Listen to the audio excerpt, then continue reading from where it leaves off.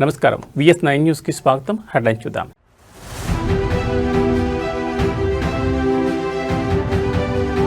కొత్త ఏడాదిలో ఇస్రో ప్రయోగం విఫలం. నిర్ణీత సమయానికి నింగికెగిరిన PSLV C62.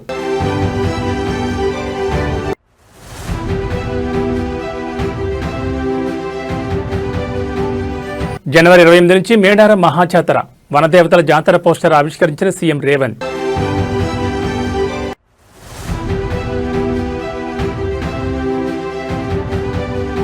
ఐఏఎస్ ఆఫీసర్లు ప్రభుత్వ పెద్దలపై అసత్య ఆరోపణలు సరికాదు. సోషల్ మీడియాలో వచ్చిన కథనాలపై స్పందించిన మంత్రి శ్రీధర్ బాబు.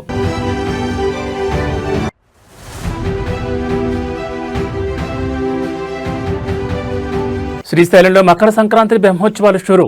ప్రతిరోజు శ్రీ స్వామి అమ్మవార్లకు విశేష పూజలు.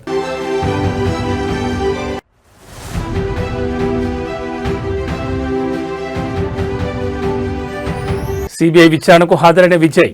కరూర్ తొక్కిసలాట ఘటనలో దర్యాప్తు జరుపుతున్న CBI.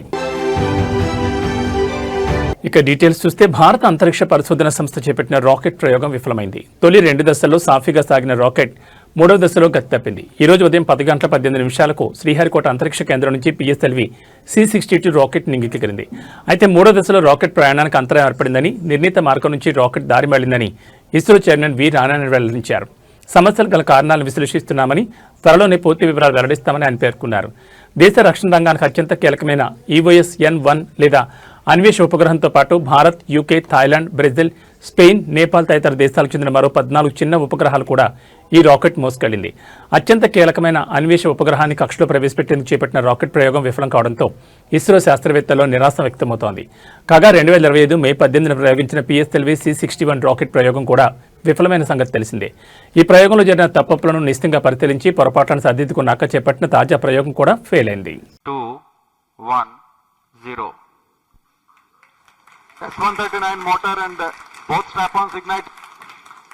Here's the pillar of Lift fire off normal. meets the P1 tracking. canvas of P2 blue. tracking. PSLV P2 C62 tracking. carrying the umbilical P4 tower, a tracking. majestic lift-off.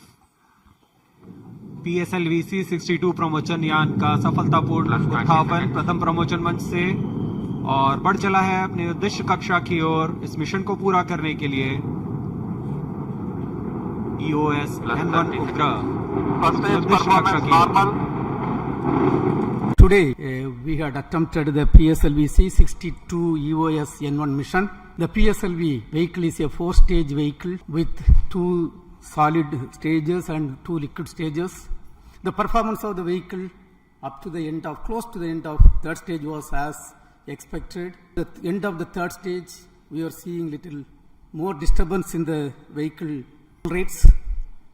And subsequently there is a ఆసియాలోనే అతిపెద్ద గిరిజన కుంభమేళాగా పేరుగాంచిన సమ్మక్క సారలమ్మ మేడారం మహాజాతరకు సంబంధించి గిరిజన సంక్షేమ శాఖ రూపొందించిన అధికారిక brochure పోస్టర్ను ముఖ్యమంత్రి రేవంత్ రెడ్డి సచివాలయంలో ఆవిష్కరించారు. ఈ కార్యక్రమంలో మంత్రులు కొండా సురేఖ, సీతక్క, అడ్లూరు లక్ష్మణ్ కుమార్ మరియు ఇతర ప్రజాప్రతినిధులు పాల్గొన్నారు. ఈ సందర్భంగా సీఎం మాట్లాడుతూ భక్తులకు ఎటువంటి ఇబ్బందులు కలగకుండా జాతర ఏర్పాట్లు ఘనంగా చేయాలని అధికారులను ఆదేశించారు. ముఖ్యంగా మహిళా భక్తుల కోసం ప్రత్యేక సౌకర్యాలు కల్పించాలని సూచించారు. మేడారం జాతరను ప్రపంచవ్యాప్తంగా ప్రచారం చేసేలా ఈ బ్రోచర్లు రూపొందించారు.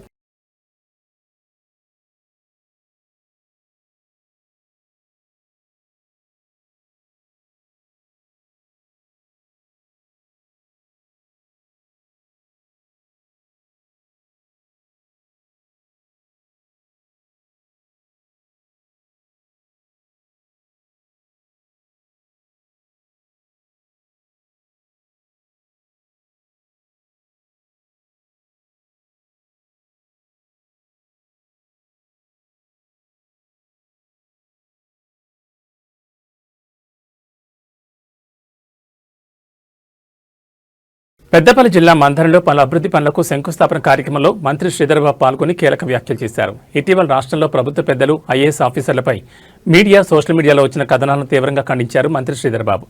రాష్ట్ర అభివృద్ధి కోసం కృషి చేస్తున్న ఐఏఎస్ అధికారులు, ప్రభుత్వ పెద్దలపై ఇలాంటి అసత్య ఆరోపణలు సరికాదని అన్నారు. బాధ్యతాయుతమైన ఐఏఎస్లపై తప్పుడు ప్రచారం చేస్తున్నారని, మంత్రులు, ఆఫీసర్ల మీద అభియోగాలు సరికాదని అన్నారు. ఇటీవల ఇదే అంశంపై స్పందించిన మంత్రి కోమటిరెడ్డి ఐఏఎస్లపై జరుగుతున్న ప్రచారాన్ని తీవ్రంగా ఖండించారు. ఓ మహిళా ఐఏఎస్పై దుష్ప్రచారం చేయడం దురదృష్టకరమని, మహిళా ఆఫీసర్లను ఇబ్బందులు పెడుతూ ఏం సాధిస్తారని ప్రశ్నించారు. నాపై ఏమైనా రాయాలనుకుంటే రాయండి, తట్టుకుంటా, కానీ మహిళా అధికారులపై ఇష్టం వచ్చినట్టు వార్తలు రాయొద్దని హెచ్చరించారు. మీడియా మిత్రులందరికీ కూడా విజ్ఞప్తి చేస్తా ఉన్నాం. మొన్న ఈ మధ్యలో మరి రాష్ట్ర వ్యాప్తంగా అనేక సందర్భాల్లో కొన్ని సత్యదూరమైన మీడియా వైరల్ చేయడం, ప్రత్యేకించి ఐఏఎస్ ఆఫీసర్ల మీద పేరు రాయకుండా, దానికి తోడు మరి ప్రభుత్వంలో ఉన్న పెద్దల పైన కొన్ని మీడియా సందర్భంగా వచ్చినాయి. తప్పకుండా దాన్ని మేము ఖండిస్తా ఉన్నాం. దాంట్లో కొన్ని మీడియాలలో ప్రధానంగా సోషల్ మీడియాకు సంబంధించి వచ్చి కొంతమంది సహచరులకు సంబంధించిన మరి ఎవరిదో ఏదో పేరు పెట్టకుండా ఇష్టారాజ్యంగా ఆ విధంగా చేయడం అనేది, ఎందుకంటే ఈరోజు ప్రభుత్వం చేస్తా ఉన్న అనేక కార్యక్రమాలు ఈ విషపూరితమైన మరి కొన్ని సోషల్ మీడియా ప్లాట్ఫామ్స్లో ఈ విధంగా చేయొద్దని, ఎందుకంటే దాంట్లో అధికారులను కూడా మరి ఆ జిల్లాలకు సంబంధించిన అధికారులని ఆంధ్రప్రదేశ్ విద్యా ఐటీ శాఖల మంత్రి నారా లోకేష్ సతీ సమేతంగా ఇవాళ ఉదయం మహారాష్ట్రలోని ప్రముఖ పుణ్యక్షేత్రం షిరిడీని సందర్శించారు. ఈ ఉదయం సూర్యోదయానికి ముందు సాయిబాబా సన్నిధిలో భక్తి శ్రద్ధలతో నిర్వహించే అత్యంత విశిష్టమైన కాకాడ హారతి కార్యక్రమంలో లోకేష్ బ్రాహ్మణి దంపతులు పాల్గొన్నారు. అంతకుముందు ఆలయానికి చేరుకున్న మంత్రి దంపతులకు సాయిబాబా సంస్థాన ట్రస్ట్ సభ్యులు, ఉన్నతాధికారులు సాధారణంగా ఆహ్వానం పలికి బాబావారి శేషవస్త్రంతో ఘనంగా సత్కరించారు.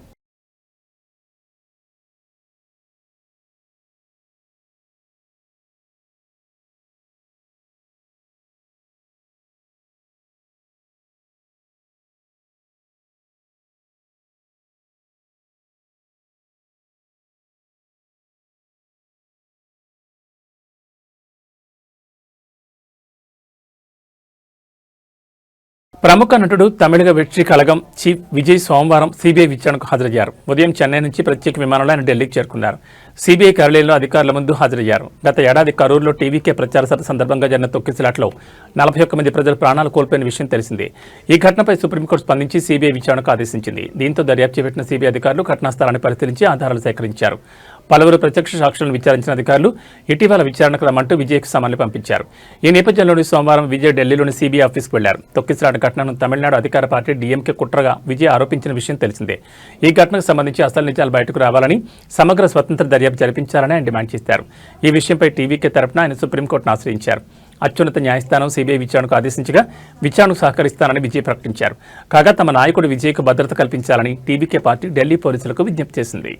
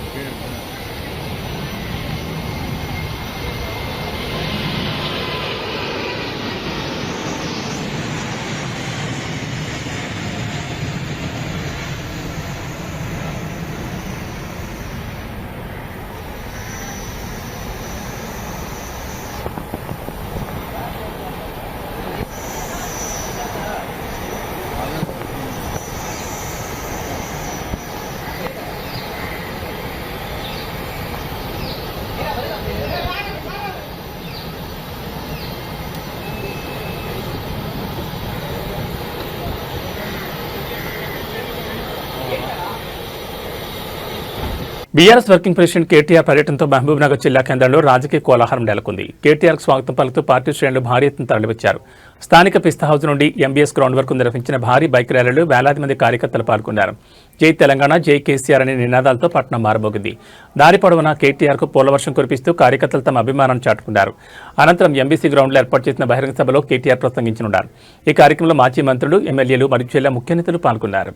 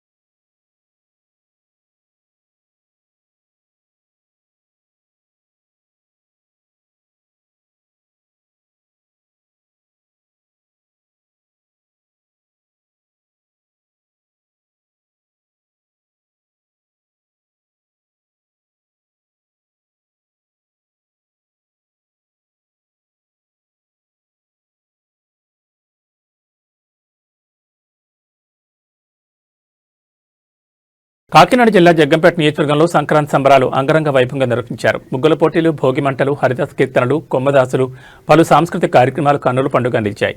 ఈ ఉత్సవాలకు జగ్గంపేట ఎమ్మెల్యే, టీటీడీ బోర్డు సభ్యులు జ్యోతుల నెహ్రూ, కాకినాడ జిల్లా టీడీపీ అధ్యక్షులు జ్యోతుల నవీన్ ముఖ్య అతిథులుగా విచ్చేశారు. ఈ ఉత్సవాల్లో పలువురు ప్రజాప్రతినిధులు సంప్రదాయ దుస్తుల్లో కనిపించి అలరించారు.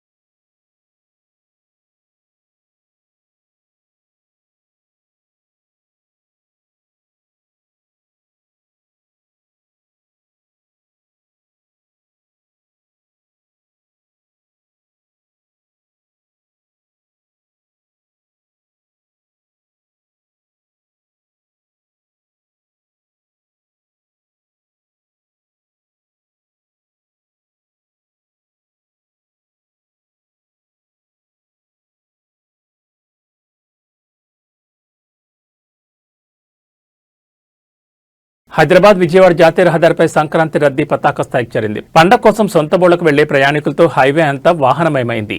ప్రస్తుత పరిస్థితి యాదాద్రి భువనగిరి జిల్లాలోని పతంగి టోల్ ప్లాజా వద్ద వాహనాలు భారీగా క్యూకొట్టాయి. ప్రయాణికుల ఇబ్బందిని దృష్టిలో ఉంచుకుని విజయవాడ వైపు వెళ్లే వాహనాల కోసం అధికారులు ప్రత్యేకంగా 10 టోల్ బూత్లను అందుబాటులోకి తెచ్చారు. చిట్యాల, పెదకాపర్తి, కోదాడ, రామాపురం క్రాస్ రోడ్ల వద్ద వాహనాల రాకపోకలు నెమ్మదిగా సాగుతున్నాయి. భారీగా కార్లు, బస్సులు తరలివస్తుండటంతో కిలోమీటర్ల మేర ట్రాఫిక్ నిలిచిపోతోంది. ప్రయాణం సురక్షితంగా సాగేందుకు పోలీసులు ప్రత్యేక చర్యలు చేపట్టారు. హైవేపై ప్రమాదాలు జరిగే అవకాశం ఉన్న బ్లాక్ స్పాట్స్ వద్ద పోలీస్ పికెటింగ్ నిర్వహిస్తూ ట్రాఫిక్ను క్రమబద్ధీకరిస్తున్నారు.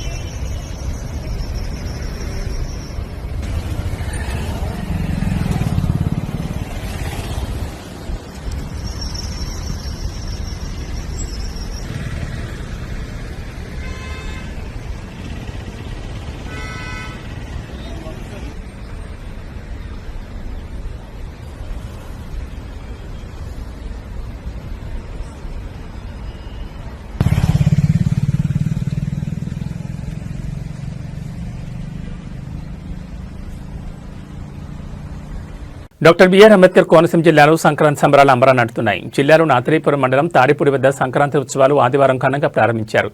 తొలి రోజు ఈత ముగ్గుల పోటీలు నిర్వహించారు. ఉత్సవాల్లో రెండో రోజైన నేడు పడవ పోటీలు నిర్వహించారు. అట్టహాసంగా ప్రారంభమైన ఈ పోటీలకు తెలుగు రాష్ట్రాలతో పాటు కేరళ, కర్ణాటక, తమిళనాడుకు చెందిన పోటీదారులు ఉత్సాహంగా పాల్గొంటున్నారు. ఈ పోటీల్లో మొత్తం 28 జట్లు పాల్గొంటున్నాయి. రేపటితో ఉత్సవాలు ముగియనున్నాయి. ఆత్రేయపురంలో కేరళ తరహా పడవల పోటీలు నిర్వహించడం పట్ల నిర్వాహకులతో పాటు గ్రామస్తులు ఆనందాన్ని వ్యక్తం చేస్తున్నారు. ఆ ప్రాంతాన్ని పర్యాటకంగా అభివృద్ధి చేసేందుకు ఈ ఉత్సవాలు దోహదపడతాయని చెప్తున్నారు. రేపు కూడా డ్రాగన్ పడవల పోటీలు జరుగుతాయని తెలిపారు. ఉత్సవాల్లో భాగంగా లొల్ల లాకుల వద్ద ఫుడ్ స్టాల్ను ఏర్పాటు చేశామన్నారు. ఉత్సవాలు జరుగుతున్న 3 రోజులు ప్రతిరోజు సాయంత్రం ఆత్రేయపురం మహాత్మాగాంధీ కళాశాల ఆవరణలో సాంస్కృతిక కార్యక్రమాలు నిర్వహించడం జరుగుతుందని వెల్లడించారు. నోరూరించే కోనసీమ రుచులతో ఏర్పాటు చేసిన ఫుడ్ ఫెస్టివల్ ప్రత్యేక ఆకర్షణగా నిలుస్తుందని తెలిపారు.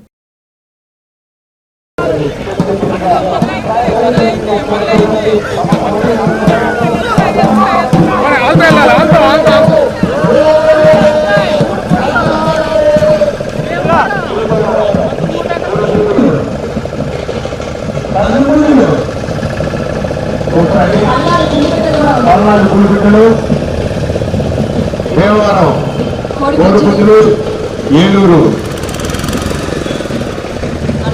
కుర్రాళ్ళు, ఉడుకు రక్తం. థ్యాంక్ యూ అండి. జాతీయ స్థాయిలో పెడుతున్నారు.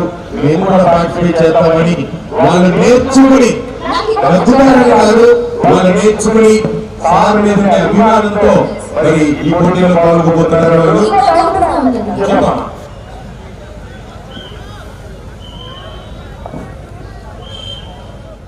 తెలంగాణ కుంభమేళగా పేరుగాంచిన మేడారం సమ్మక్క సారలమ్మ జాతరకు భక్తులు ముందుగా తరలివస్తున్నారు. అభివృద్ధి పనులతో మేడారం కొత్త రూపు సంతరించుకుంది. జాతరకు మరికొన్ని రోజులు గడువున్నప్పటికీ అమ్మవార్ల దర్శనం కోసం భక్తులు ముందస్తుగానే మేడారానికి భారీగా తరలివస్తున్నారు. సంక్రాంతి సెలవులు కావడంతో భక్తజనం రద్దీ రోజురోజుకు పెరుగుతోస్తోంది. పవిత్రమైన జంపన్న వాగులో స్నానాలు ఆచరించి ఆ తర్వాత సమ్మక్క సారలమ్మ, పగిడిగిద్దరాజు, గోవిందరాజులను దర్శించుకుంటున్నారు. అమ్మవార్లకు బంగారం, చీరలు, సారెలు, గాజులు, పొడి బియ్యం సమర్పించుకుంటూ మొక్కులు చెల్లించుకుంటున్నారు. ఇప్పటివరకు దాదాపు 3 లక్షల మంది పైచలకు దర్శనం చేసుకున్నట్లు అంచనా వేస్తున్నారు.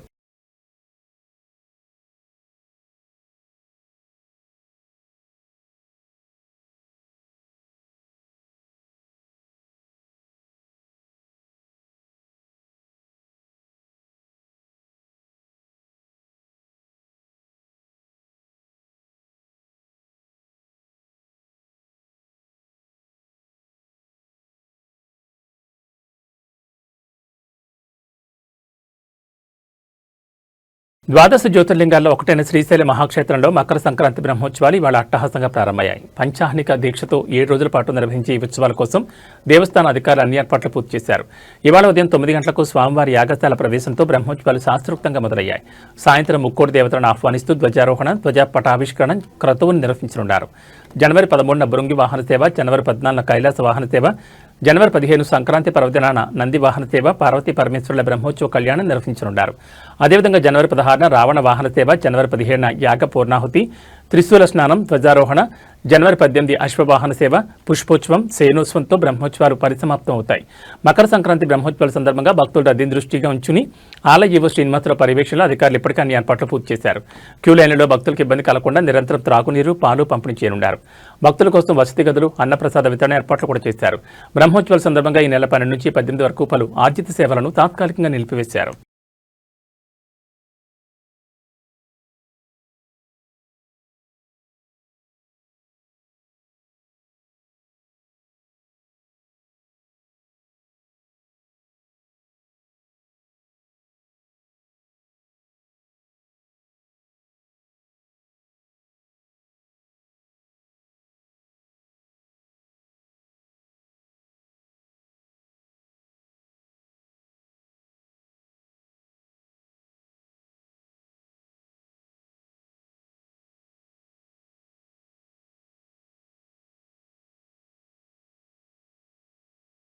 ప్రముఖ నటుడు మోహన్ బాబు, ఆయన కుమారుడు మంచి విష్ణు తిరుమల శ్రీవారిని దర్శించుకున్నారు. సంక్రాంతి పర్వదినాన్ని పురస్కరించుకుని ఆయన ఈ తెల్లవారుజామున వీఐపీ దర్శనం సమయంలో స్వామివారిని దర్శించుకున్నారు. దర్శనానంతరం టీటీడీ అధికారులు తీర్థప్రసాదాలు అందించారు. స్వామివారిని దర్శించుకున్న వారిలో మోహన్ బాబు భార్య నిర్మలతో పాటు విష్ణు, శ్రీమతి వెరోనిక, 4 పిల్లలు ఉన్నారు. ప్రస్తుతం వీరికి సంబంధించిన వీడియో సామాజిక మాధ్యమాల్లో వైరల్ అవుతోంది.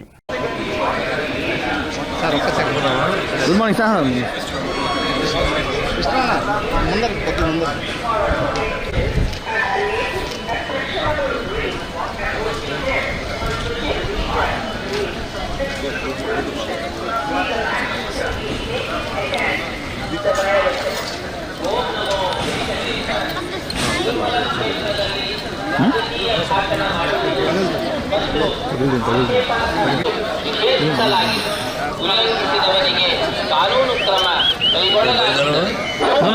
ಈ ಸೌಂಡ್ ఎక్కువ వస్తుంది సార్.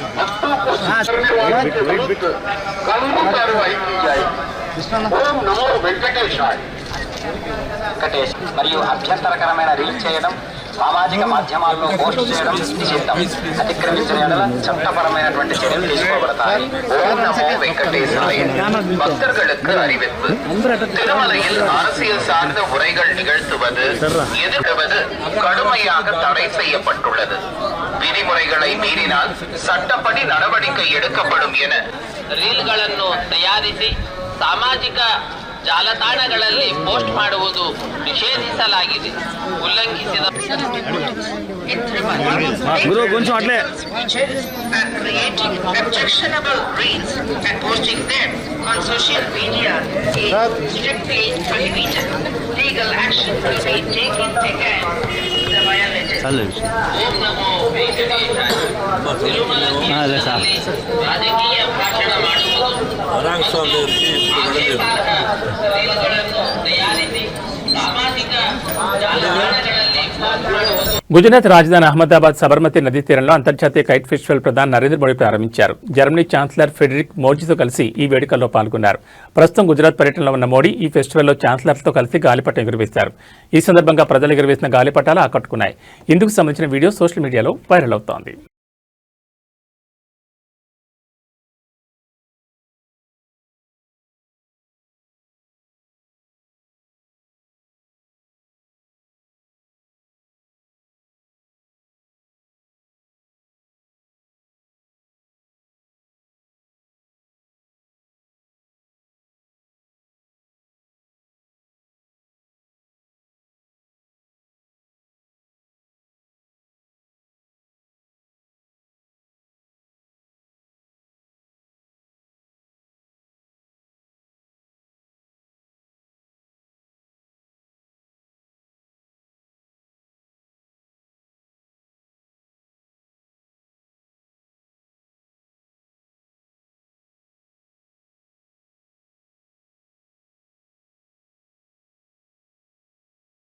ఏబీ బులెటిన్ విశేషాలు. నమస్కారం.